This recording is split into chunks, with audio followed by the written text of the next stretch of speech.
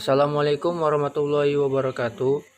Nama saya Juanda Sawitra, NIM 50 11 90 348 dari Fakultas Ekonomi Bisnis Islam, Prodi Ekonomi Syariah kelas 2J. Pada kesempatan ini saya akan membuat video untuk memenuhi nilai UTS dalam mata kuliah pengantar manajemen. Baiklah, kita masuk ke pertanyaan pertama. Pertanyaan nomor pertama adalah, apa yang saudara ketahui tentang manajemen dan apa arti pentingnya mempelajari manajemen bagi mahasiswa? Jelaskan. Yang saya ketahui tentang pengertian manajemen adalah seperangkat prinsip yang berkaitan dengan fungsi perencanaan, pengorganisasian, pengarahan, dan pengendalian. Dan dalam menerapkan prinsip-prinsip ini, memanfaatkan sumber daya fisik, keuangan, manusia, dan informasi secara efektif dan efisien dalam mencapai tujuan suatu organisasi. Jadi kesimpulannya, manajemen itu adalah suatu pembuatan perencanaan untuk mencapai suatu tujuan atau target-target yang telah dibuat oleh suatu organisasi tersebut. Kemudian arti pentingnya mempelajari manajemen bagi mahasiswa yaitu untuk belajar bagaimana membuat atau mengambil keputusan, bekerja sama dalam suatu organisasi untuk mencapai suatu tujuan. Kemudian memasuki pertanyaan yang kedua.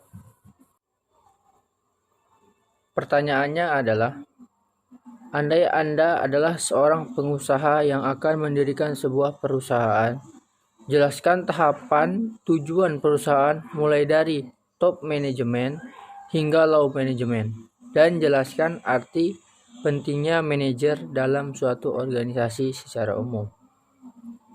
Yang pertama yaitu top manajemen, mengatur arah dan visi perusahaan dan mengambil keputusan. Kemudian middle management, menerima perintah dari top manajemen yang kemudian diteruskan kepada low management.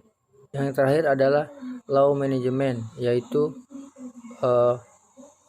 melakukan proses produksi dan menghasilkan produk sesuai dengan ketetapan atau keputusan yang diambil oleh top manajemen. Kemudian arti pentingnya manajer dalam suatu organisasi secara umum. Peranan manajer dalam suatu organisasi sangatlah penting. Keberadaannya menjadi motivator atau motivasi bagi karyawan-karyawan dan menjadi salah satu ujung tombak keberhasilan suatu organisasi tersebut. Dan salah satu fungsi manajer adalah untuk mengatasi konflik yang terjadi di dalam suatu organisasi, sehingga bisa mengatasi konflik tersebut tanpa ada yang merasa dirugikan. Masuk ke pertanyaan yang ketiga. Pertanyaannya adalah, jika Anda sebagai seorang manajer di dalam sebuah perusahaan profit oriented, langkah dan strategi apa yang saudara ambil dalam menjalankan dan mengamankan usaha dimaksud di masa pandemi COVID-19 saat ini? Jelaskan. Langkah yang pertama, saya akan mengevaluasi perusahaan. Saya akan mengurangi jumlah biaya produksi apabila permintaan pasar menurun. Sebagai contoh, saya akan mengurangi tenaga freelancer apabila tidak ada lagi proyek yang harus segera diselesaikan. Kemudian opsi lainnya yaitu saya akan menekan biaya listrik dan telepon, dikarenakan karyawan sudah bekerja dari rumah atau work from home. Dengan demikian perusahaan akan meminimalisir biaya produksi sehingga perusahaan masih bisa mendapat profit yang maksimal. Kemudian langkah yang kedua adalah mengganti pola usaha. Sebagai contoh, saya adalah seorang manajer di sebuah perusahaan konveksi yang menjual barang secara offline. Di tengah wabah virus seperti saat ini, masyarakat tidak diperbolehkan untuk keluar rumah. Untuk itu saya akan mengganti usaha saya dengan online cara pemasarannya.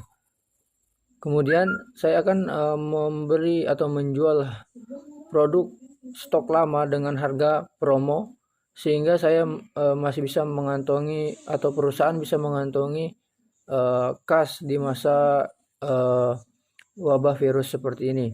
Kemudian saya akan mengubah haluan yang tadinya saya memproduksi pakaian atau di fashion.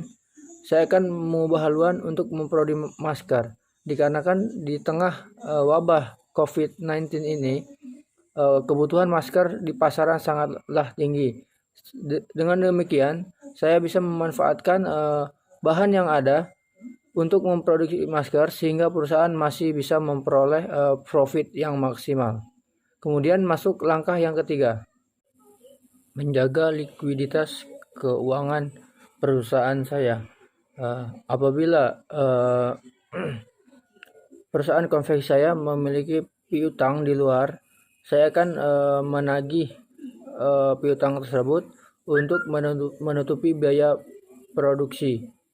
Apabila klien tidak bisa membayar, saya akan memberikan keringanan.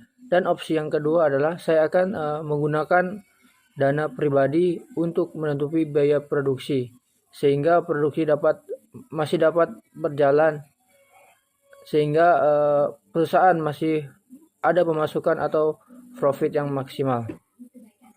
Baik, demikianlah jawaban yang bisa saya berikan.